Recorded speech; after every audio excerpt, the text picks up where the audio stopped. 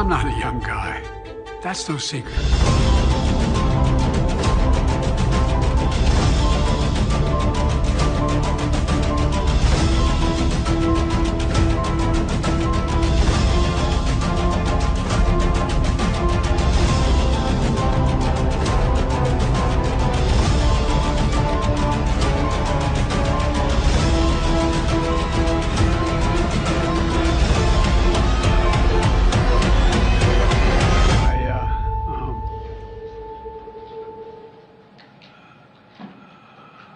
Anyway.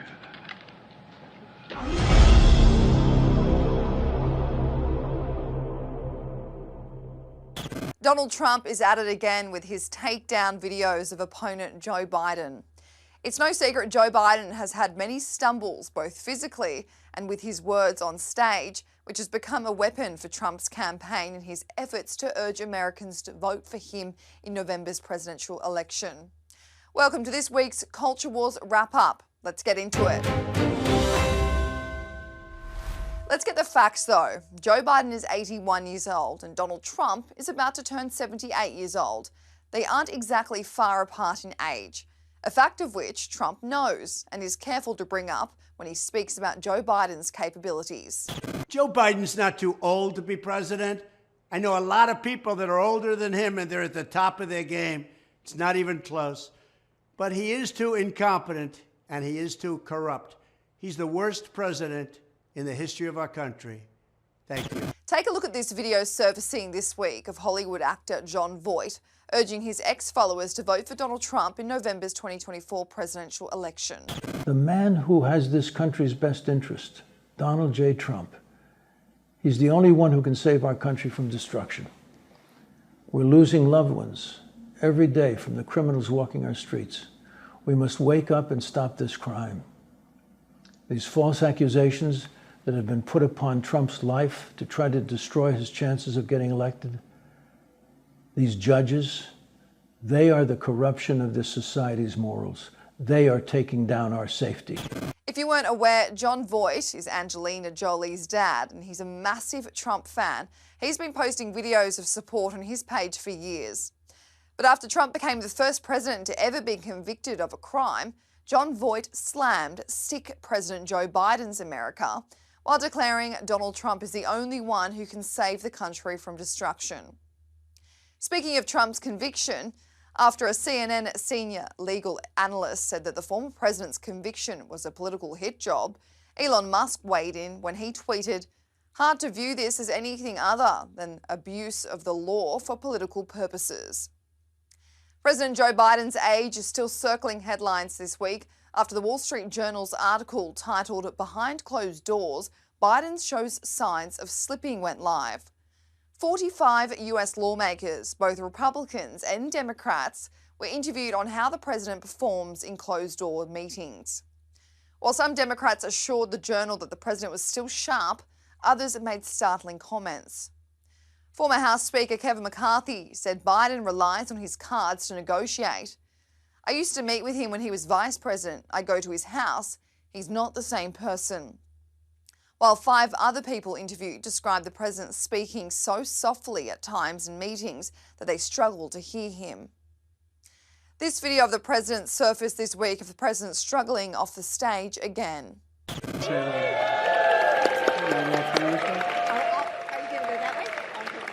You go that way, I'll go this way. She's going that way, I'm going this way. You're out of luck. And another classic one of Joe Biden finishing a press conference where reporters shout questions at him to no avail. Thank you very much.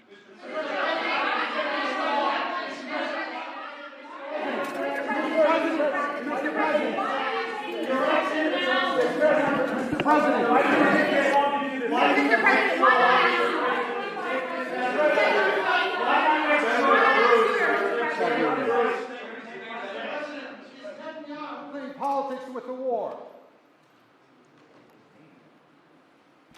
What was that? I asked her, is Prime Minister Netanyahu playing politics with the war? I don't think so. He's trying to work out a serious problem he has. Thank you.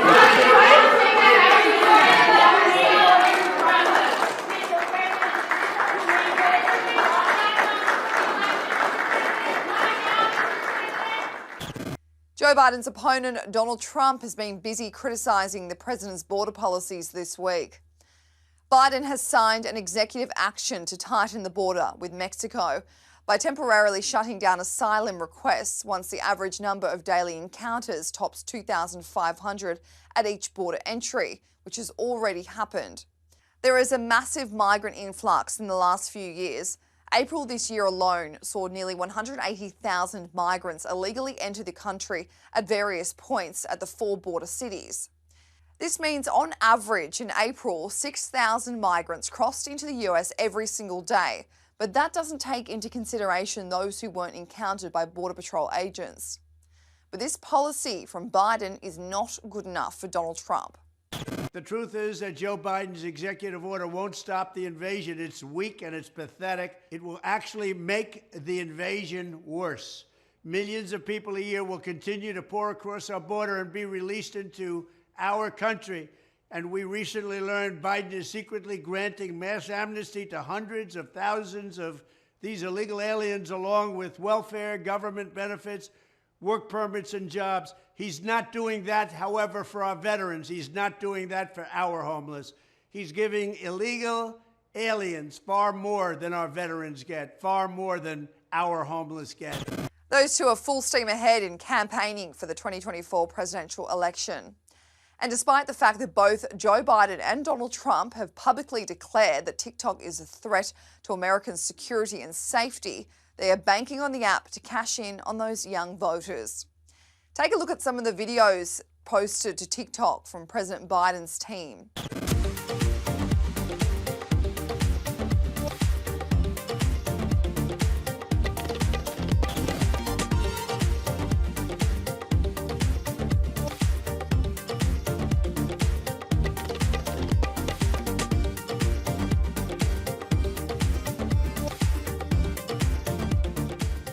The Democrats know that it's all about Travis Kelce these days. I'd have Travis come up here, but God only knows what he'd say. Travis, come here. It's all yours, pal. My fellow Americans, it's nice to see you all yet again. I'm not going to lie, President Biden, they told me if I came up here I'd get tased, so I'm going to go back to my spot, all right? Trump, who attempted to ban TikTok in 2020 as the president, has jumped ship by launching his own account this week. He launched with a video from the UFC. The president is now on TikTok. It's my honor.